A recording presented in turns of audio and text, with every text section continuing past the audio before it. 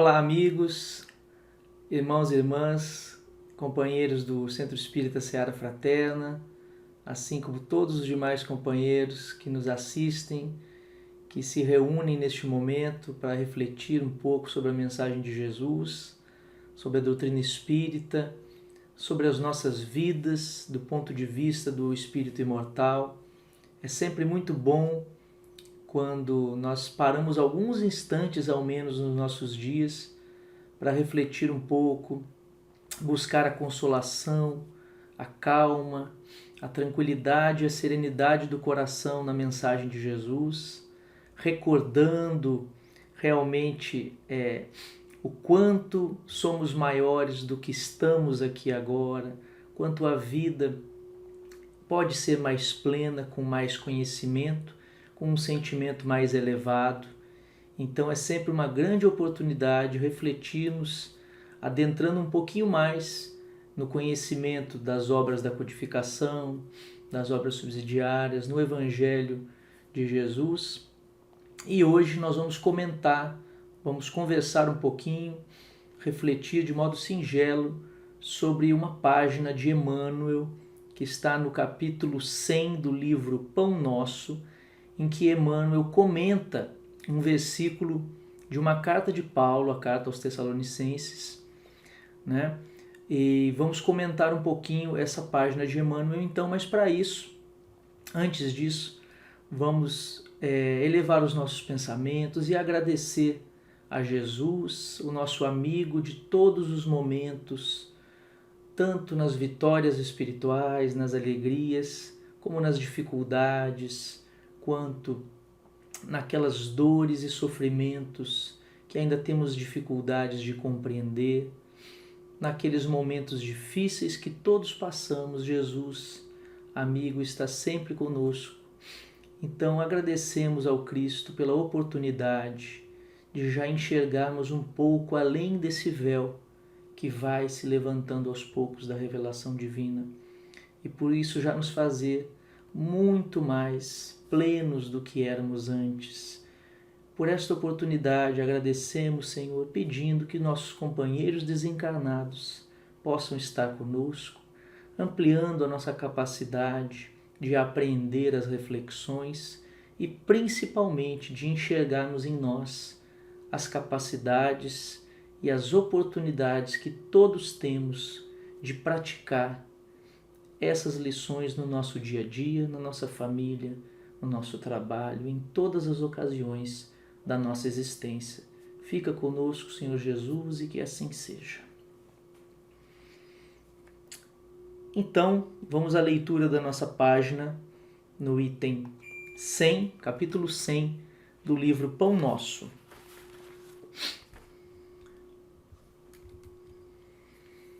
Pão Nosso de Emmanuel, psicografado por Chico Xavier, item 100. Em tudo dai graças, porque esta é a vontade de Deus em Cristo Jesus para convosco. Paulo, 1 Tessalonicenses, capítulo 5, versículo 18. A pedra segura, o espinho previne, o fel remedeia, o fogo refunde, o lixo fertiliza, o temporal purifica a atmosfera, o sofrimento redime, a enfermidade adverte, o sacrifício enriquece a vida, a morte renova sempre.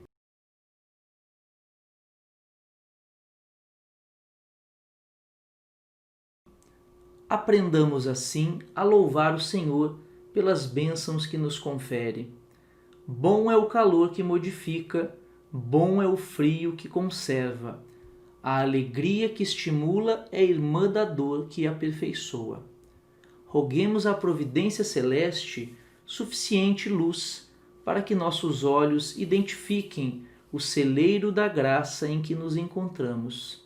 É a cegueira íntima que nos faz tropeçar em obstáculos onde só existe o favor divino. E, sobretudo, ao enunciar um desejo nobre, preparemo-nos a recolher as lições que nos cabe aproveitar a fim de realizá-lo segundo os propósitos superiores que nos regem os destinos. Não nos espantem dificuldades ou imprevistos dolorosos. Nem sempre o socorro de cima surge em forma de manjar celeste. Comumente, aparece na feição de recurso menos desejável. Lembremo-nos, porém, de que o homem, sob o perigo de afogamento, nas águas profundas que cobrem o abismo, por vezes só consegue ser salvo ao preço de rudes golpes. Rendamos graças, pois, por todas as experiências do caminho evolutivo, na santificante procura da vontade divina em Jesus Cristo, nosso Senhor.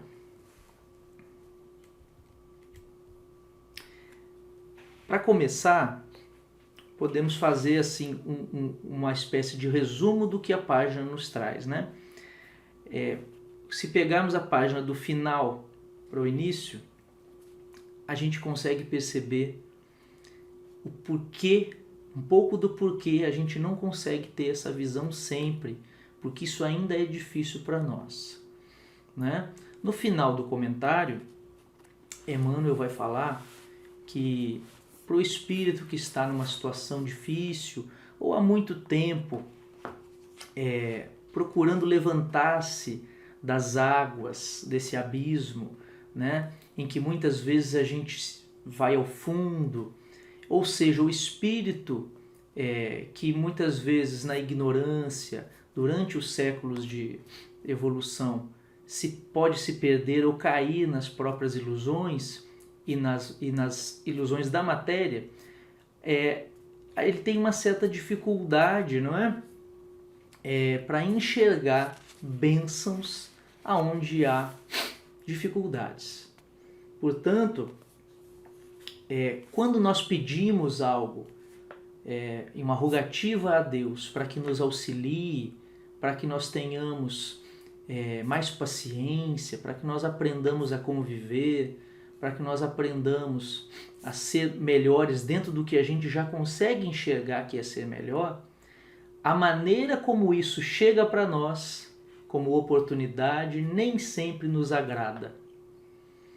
Portanto, ele começa dizendo que para quem está, e há muitos estágios de evolução diferentes, todos nós somos diferentes, podemos estar em pontos diferentes, mas coletivamente na Terra, sabemos que o planeta que, mesmo estando já nas portas aí da transição, passando já pela transição planetária, ainda apresentamos o quadro de um planeta de provas e expiações que recebe espíritos endividados, com muita ignorância ainda e muita dificuldade de relacionamento, do senso de comunidade, né? Às vezes, para que a gente saia desse fundo, né, dessas águas do abismo que ele fala aqui, né, coletivamente, às vezes a gente precisa de experiências que nos puxem para a realidade. Então, quando a gente faz uma rogativa, nem sempre isso vem como um manjar, ele diz aqui, nem sempre é delicioso, como uma alegria que nós muitas vezes almejamos passageira, mas sempre é bom. E é isso que nós vamos estudar um pouquinho, né? O que nos impede de ver essas bênçãos na resposta desse desejo nobre que o Emmanuel vai falar é a nossa cegueira íntima, tá? Nós vamos aprofundar um pouquinho isso, porque essa cegueira íntima é exatamente a nossa maneira orgulhosa de nos colocarmos na vida.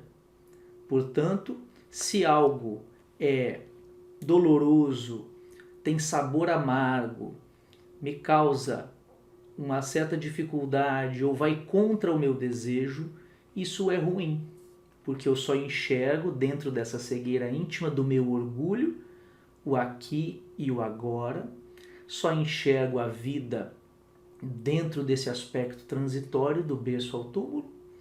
Então, realmente, se algo me contraria, eu não tenho como agradecer, que é o tema da nossa página. Rendamos graças.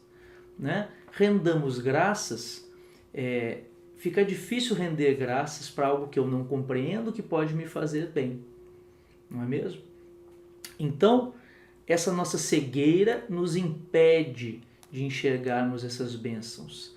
O problema é que essa cegueira, nós vamos entendendo aos poucos, ela é imposta por nós mesmos.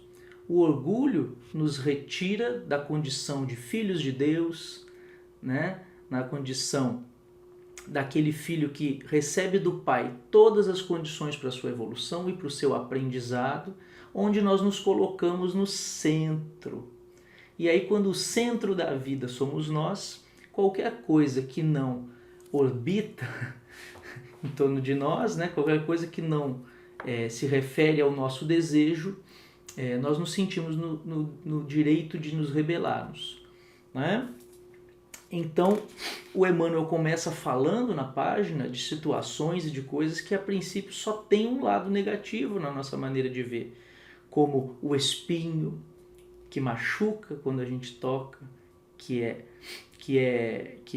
causa dor, né? Mas que previne, que avisa, o fogo que refunde, o lixo que fertiliza, né? Aquilo que é rejeitado, mas que vai ajudar o solo a produzir novamente, né? O sofrimento, que é um instrumento que muitas vezes nós mesmos criamos para nós mesmos criamos para que a gente possa reaprender aquilo em que a gente caiu, né? O sacrifício, as atividades em que nós nos sacrificamos e que enriquecem a nossa vida, e a morte, que é somente do corpo e renova a experiência, né? Então, a gente queria focar aqui na questão da cegueira íntima. O que vem a ser essa cegueira e como a gente pode já ter uma outra postura na vida que não seja a deste cego que não quer ver. E para isso nós separamos aqui uma cura de Jesus, do cego Bartimeu, que está lá em Marcos, no capítulo 10, versículos 46 a 52. Chegaram a Jericó. Ao sair de Jericó com seus discípulos e grande multidão, estava sentado à beira do caminho, mendigando, o cego Bartimeu, filho de Timeu. Quando ouviu que era Jesus, o Nazareno que passava, começou a gritar: Filho de Davi, Jesus, tem compaixão de mim. E muitos o repreendiam para que se calasse. Ele, porém, gritava mais ainda: Filho de Davi, tem compaixão de mim. Detendo-se, Jesus disse: Chamai-o. Chamaram o cego, dizendo-lhe: Coragem, ele te chama, levanta-te. Deixando o manto, deu um pulo e foi até Jesus. Então Jesus lhe disse: Que queres que eu te faça? O cego respondeu: Rabune, que eu possa ver novamente. Jesus lhe disse: Vai, tua fé te salvou. No mesmo instante, ele recuperou a vista e o seguia no caminho. Há muita coisa interessante aqui nessa passagem que nos convida a uma aproximação de Jesus para que a gente compreenda esses aspectos da vida de modo mais maduro. Primeiro, Jesus chega a Jericó, que era uma cidade que representa o comércio, atividades totalmente ligadas à vida material. Quando Jesus vai sair de lá, esse cego se manifesta. E o interessante é que ele grita uma vez, como eu vou colocar aqui novamente, né? Começou a gritar.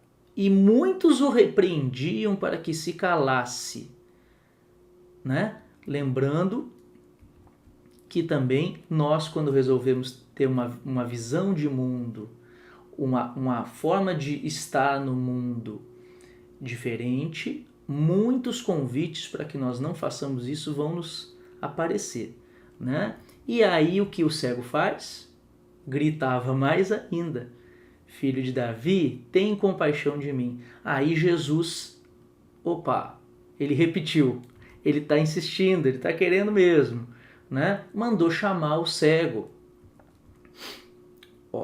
Chamaram, aí disseram para o cego, coragem, ele te chama, levanta-te, lembrando que esse cego estava à beira do caminho mendigando, né? Então, lembrando que ele tá, quando falam levanta-te, porque ele realmente, né, estava no solo. Quando Jesus aparece, dá a oportunidade dele se aproximar, ele toma coragem, né? Tem sempre alguém, ou tem um aspecto da vida, alguma circunstância que nos convida a, quando aparece a oportunidade, coragem, e a gente precisa levantar, sair do lugar onde a gente está.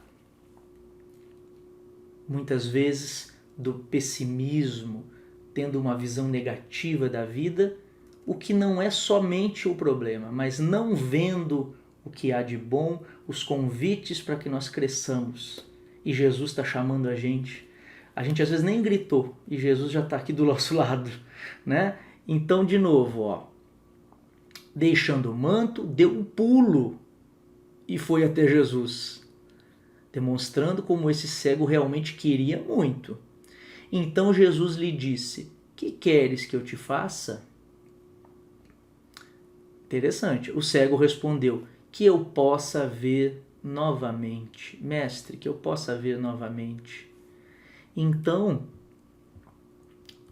o cego, não nos enganemos, quando a gente lê uma parábola, ou quando a gente lê no Evangelho uma cura de Jesus, o Evangelho nunca está falando necessariamente de uma questão material.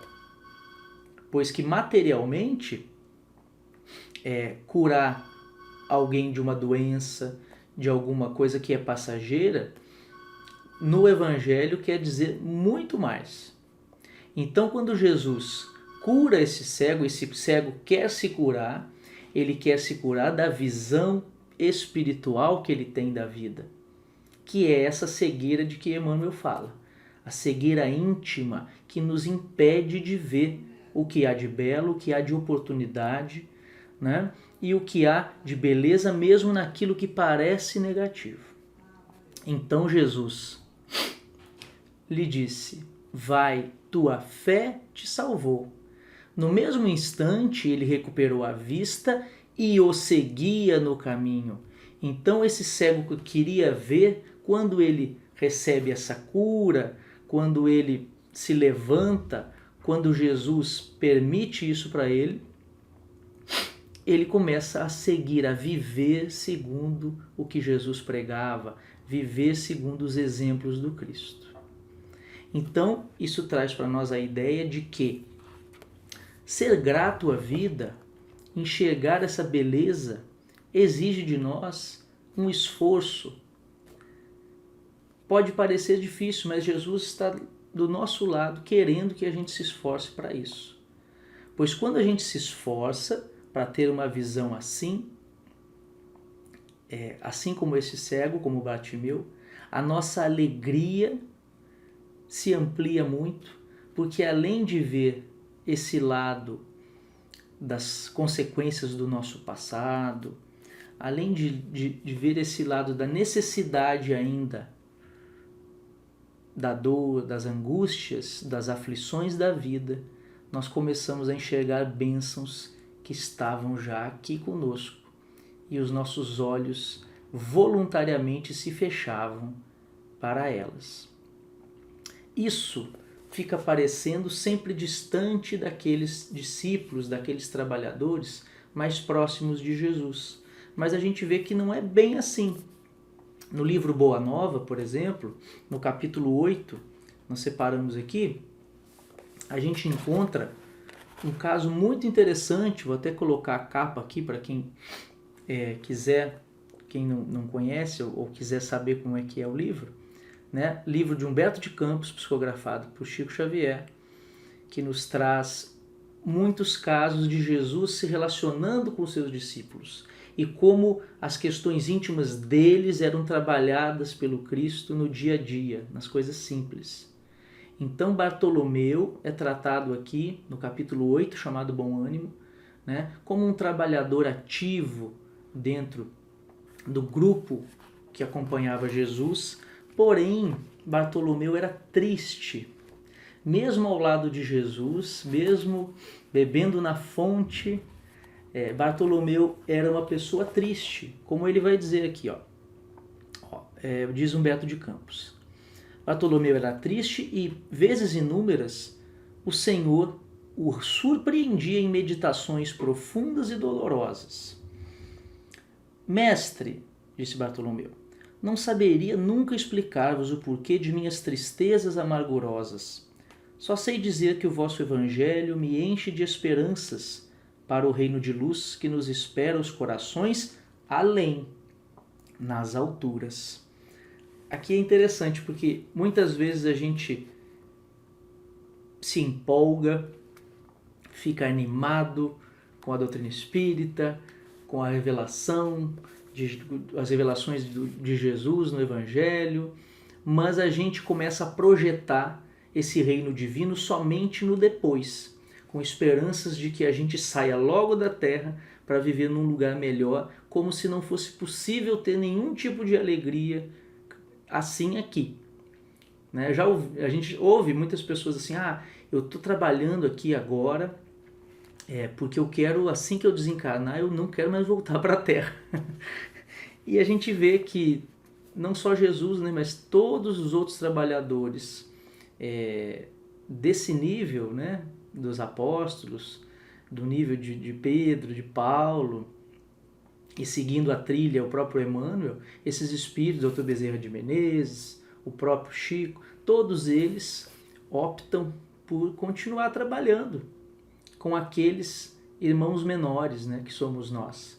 Então, muitas vezes a gente coloca o nosso desejo, né, de uma maneira a fugir das responsabilidades, ou fugir do ambiente que espera o nosso trabalho. Qual será a visão que a gente tem que nos impede de sermos gratos à vida? E continua Bartolomeu: quando esclarecestes que o vosso reino não é deste mundo, experimentei uma nova coragem para atravessar as misérias do caminho da terra, pois aqui o selo do mal parece obscurecer as coisas mais puras.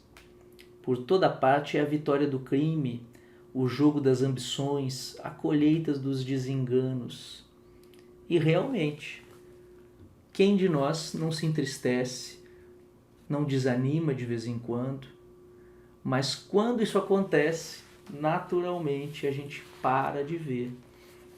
É como se nós interrompêssemos a nossa capacidade de ver o trabalho dos bons espíritos, a ordem que há na Terra e como tudo dentro das necessidades que nós temos está certo. Dentro do que cada um precisa e dentro da misericórdia que dá oportunidade, mesmo aos malfeitores, de fazerem melhor do que fizeram em outros tempos a sua atividade, ou exercer a sua função. Nem sempre isso ocorre, mas eles recebem a oportunidade. Não é? Então Jesus continua, a voz do apóstolo se tornara quase abafada pelas lágrimas. Todavia Jesus fitou-o brandamente e lhe falou com serenidade. A nossa doutrina, entretanto, é a do Evangelho ou da Boa Nova. E já viste, Bartolomeu, uma boa notícia não produzir alegria? Gente, já viu alguém chegar pra gente quando a gente está sofrendo, mostrar pra gente que a vida continua, que nós vivemos muitas encarnações de uma grande vida que não cessa, que há espíritos diversos nos auxiliando em cada instante, que há um programa para nossa encarnação feita com carinho, um programa feito com carinho, que a nossa família é cuidada em todos os instantes, que nós podemos recomeçar aquilo em que nos equivocamos, que nós vivemos uma profissão hoje, viveremos outra amanhã e aprenderemos várias e todas as áreas do conhecimento, que a vivência da arte, que é a vivência da literatura, a vivência das ciências, a vivência da religiosidade, se ampliará em todos nós de modo que nós nem conseguimos conceber, e que a vida maior é uma vida no plano espiritual, onde não há as injustiças que nós criamos e onde não há as desigualdades que nós criamos. Se alguém chega para a gente e fala isso, a gente tem como não ter alegria? E quando a gente vê espíritos que estão aqui, que vêm à Terra e vivem essa alegria daqueles que têm os olhos abertos para o que realmente importa, isso não dá alegria, não nos comove? Então é isso que Jesus fala para Bartolomeu. E continua. Em vista dessas razões, observamos que os viajores da Terra estão sempre desalentados, na obcecação de sua vontade própria.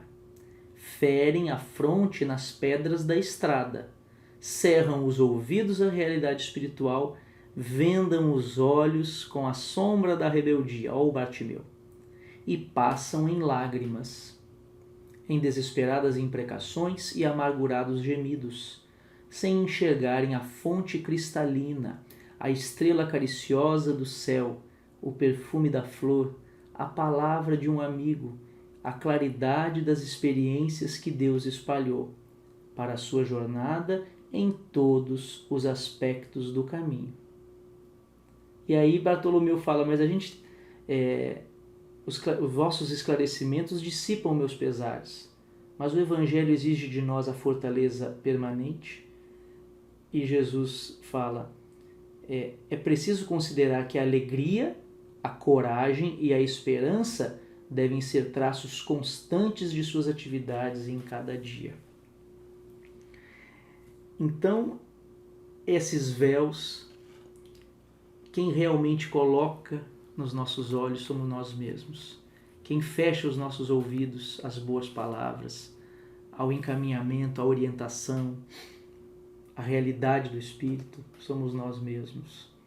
E quem se machuca nas pedras da estrada somos nós mesmos, porque o sol brilha todos os dias, amigos nos dão orientações e palavras caridosas e amorosas a todos os instantes, mas muitas vezes nós escolhemos fechar os nossos sentidos para isso e nos voltar somente para o que nós não gostamos, o que nos desagrada, porque escolhemos uma vida alimentada por essas emoções negativas. Aí realmente não conseguimos ser gratos. Isso exige de nós um trabalho íntimo de renovação dos nossos sentimentos e do que nós escolhemos como alimento. Como Jesus disse, a claridade das experiências que Deus espalhou para a nossa jornada em todos os aspectos do caminho. Todos os aspectos da sua vida, da minha e da nossa, trazem lições e trazem oportunidades de crescimento para o espírito. Todos. Por isso que Emmanuel lista no início do seu comentário coisas que a gente não consegue ver com bons olhos. Imagina se ele colocasse ali desemprego, dívida, separação, ou se ele colocasse, como colocou enfermidade, morte, se ele colocasse um revés financeiro, não é mesmo? Na época que nós estamos vivendo, o isolamento social, solidão, cada situação dessa, Deus nos empresta, Deus cria para nós, a depender do nosso mérito, do nosso passado espiritual e da nossa necessidade. Mas se acontece para nós é porque ali a gente tem lições profundas para aprender. Lições profundas para aprender. Um exemplo bem leve, né? Mas, por exemplo, a minha irmã, que é adolescente, fez as provas no ano passado, né? Que acontecem para as escolas públicas técnicas, para o ensino médio, estudou o ano inteiro e não passou. Aí aquela tristeza natural, né? Tentou, se esforçou. E esse ano, quando ocorreu esse isolamento e essa necessidade de estudar via internet, né? A escola que ela já estudava, em que ela continuou, tem uma estrutura para fazer isso, ela continuou estudando. E a outra que ela queria, a gente acabou vendo algumas notícias de que pelo menos há um tempo atrás ainda não tinha começado as atividades. Então, ela não ter passado talvez tenha auxiliado para que ela não parasse, pelo menos durante um tempo, de estudar, de se preparar, né? Então a gente precisa ver isso. Assim como essas dificuldades não podem nos prender, nos estacionar, para que a gente não deixe de ver a luz que há em cada instante surgindo no nosso caminho, colocada por Deus. Mas como a gente faz isso? Como é que a gente chega a esse ponto de enxergar mais? Tudo bem, Luiz, o cego Bartimeu foi até Jesus. Isso é muito simbólico, mas como é que eu faço isso? É só eu ler a doutrina espírita, né? É só eu estudar o Evangelho? Se fosse só livros, seria fácil, né?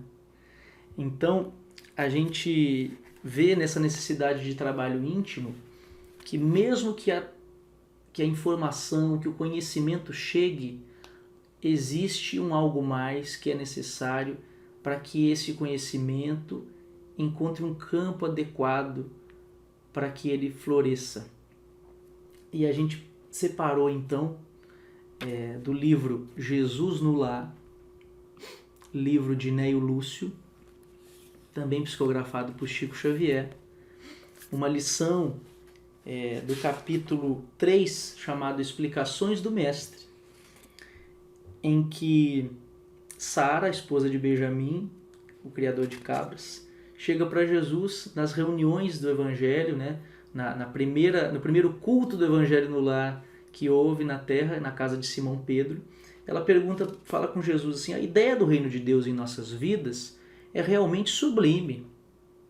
Todavia, como iniciar-me nela? Como eu começo?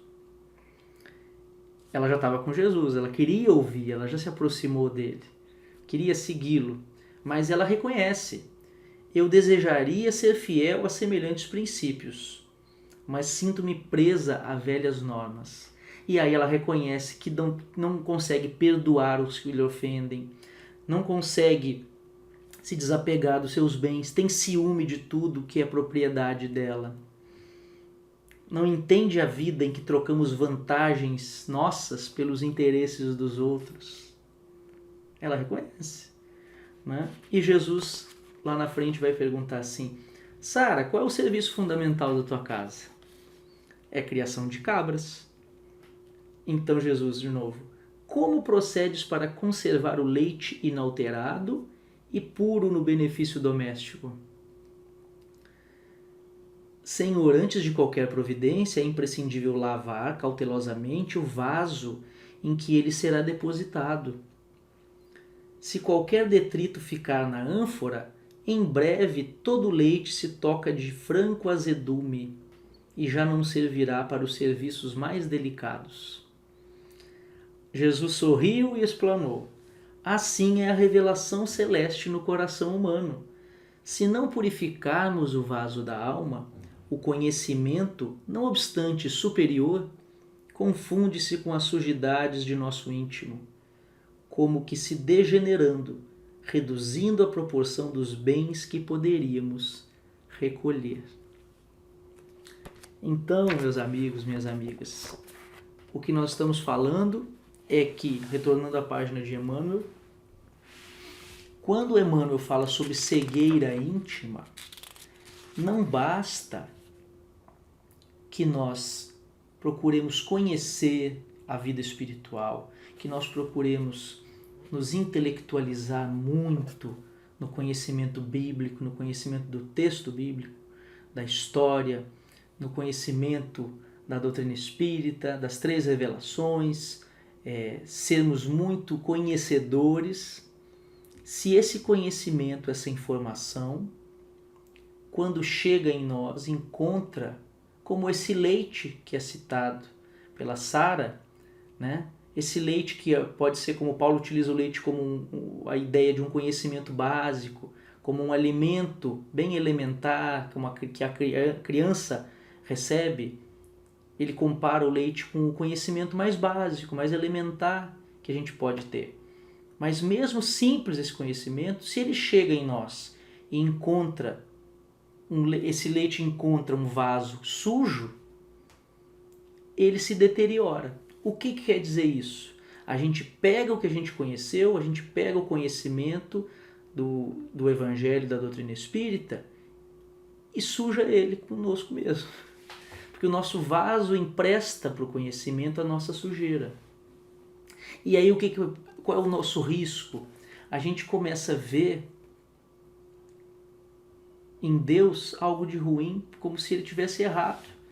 Porque a gente que colocou isso no conhecimento não está lá. Não faz parte da verdade. Porque a luz que nós precisamos para enxergar dessa maneira, ela também vai se projetar em nós. Então, parte disso que Jesus fala, de limpar esse vaso para receber o conhecimento, parte disso é iluminar a gente para que nós consigamos ver o que tem de sujeira nesse vaso, para que a gente comece a limpar. Aí a gente começa a enxergar melhor e ver, quando a gente consegue limpar um pouquinho, lições belíssimas escondidas. Na situação que a gente vive agora, por exemplo, além da pandemia do coronavírus e da doença, a transição planetária traz uma grande turbulência de ondas mentais, de pensamentos, que nos convidam muitas vezes ao desânimo e nos convida muitas vezes à discussão e à contenda que é estéril. Discutir, conversar, tomar decisões, apoiar uma ideia é sempre saudável. Mas quando a gente começa a fazer isso como um hábito que nos faz mal e que não leva a lugar nenhum, porque a gente quer estar certo, aí é negativo. Né?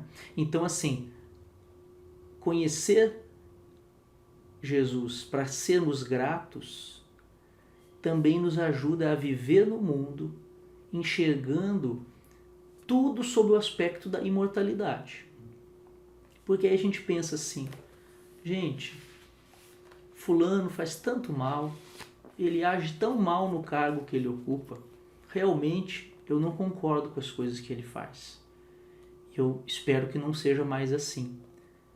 Mas o meu pensamento e o meu sentimento não precisa chegar a ele com ódio, com raiva. Eu não devo ter o desejo de me vingar, de fazer algo de ruim, de mal para ele, de responder o mal com o mal. Inclusive isso é uma coisa que Paulo fala na própria carta aos Tessalonicenses, que eles entre o grupo eles conversassem e repreendessem aquele que fizesse isso, porque não é por aí. Então, assim, desse modo, assim como o lixo que fertiliza, no próprio livro Jesus no Lar tem uma mensagem que vai falar sobre algo relacionado com isso. O espírito, quando não aprende uma lição e reiteradas vezes tenta e não aprende, muitas vezes ele pode passar pela triste situação de ser deslocado do posto onde ele está para regiões em que ele vai colher suas consequências, né? E que ele vive o sofrimento daquilo que ele criou para ele, né? E aí Jesus fala que é como aquela ervilha, né? Que quem cozinha tem que separar, porque não serve para ir para o forno, né? O forno já não causa nenhum efeito sobre ela, e ela é separada e é jogada para servir de adubo. E esse adubo ele parece que não serve mais para nada, como esse lixo aqui que o Emmanuel fala.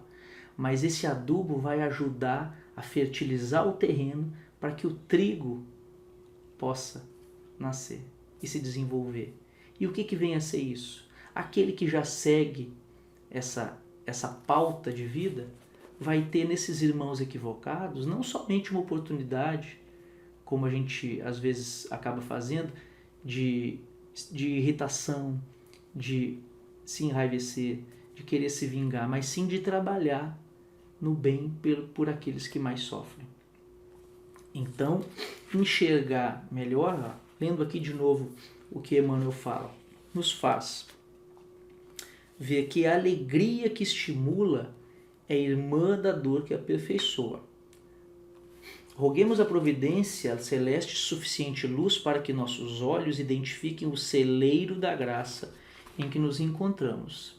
É a cegueira íntima que nos faz tropeçar em obstáculos onde só existe o favor divino. E, sobretudo, ao enunciar um desejo nobre, preparemo-nos a recolher as lições que nos cabe aproveitar, a fim de realizá-lo segundo os propósitos superiores que nos regem os destinos. Não nos espantem dificuldades ou imprevistos dolorosos. Nem sempre o socorro de cima surge em forma de manjar celeste. Que cada um de nós procure ver na sua vida, se a gente está um pouco mais sozinho agora do que habitualmente, enxergar quais as lições a gente pode retirar disso, com alegria, porque Jesus espera de nós é alegria para trabalhar. Se a gente tem mais tempo agora, que a gente doe esse tempo numa atividade importante para alguém que está sofrendo mais que a gente. Se a gente tem recurso material, que a gente possa compartilhar ele para quem está sofrendo mais a dificuldade econômica, a dificuldade de quem mora nas ruas agora. Se a gente tem um pouco de conhecimento da doutrina espírita, que a gente possa não somente divulgar a mensagem na internet, porque já tem bastante, né? Mas conversar com um amigo que está sofrendo, que está em desespero, dar uma boa palavra, né? Ou dar o ouvido para que ele possa falar o que está entristecendo ele. Se a gente já enxerga esperança na nossa vida, que a gente possa compartilhar isso. Lembrar que a doença é uma maneira como Deus encontra de curar nossas feridas e essa sujeirinha que a gente falou da ânfora, mas também de nos alertar para desequilíbrios que não estão no corpo, mas sim na alma, e que nós já podemos trazer há mais tempo. E lembrar sempre, gente, de que, como Emmanuel fala, a morte do corpo é só uma passagem e o espírito continua, e nossa vida é sempre, sempre feliz se estivermos com esses olhos abertos, pois muitas vezes a tristeza que se faz, o desespero, o desencanto e o desânimo são obra puramente nossa. Façamos a nossa parte, porque Deus sempre nos oferece o melhor e as oportunidades de crescer, estando juntos com Ele e com Jesus, para que sigamos seus passos. Que Deus abençoe a todos e até a próxima oportunidade.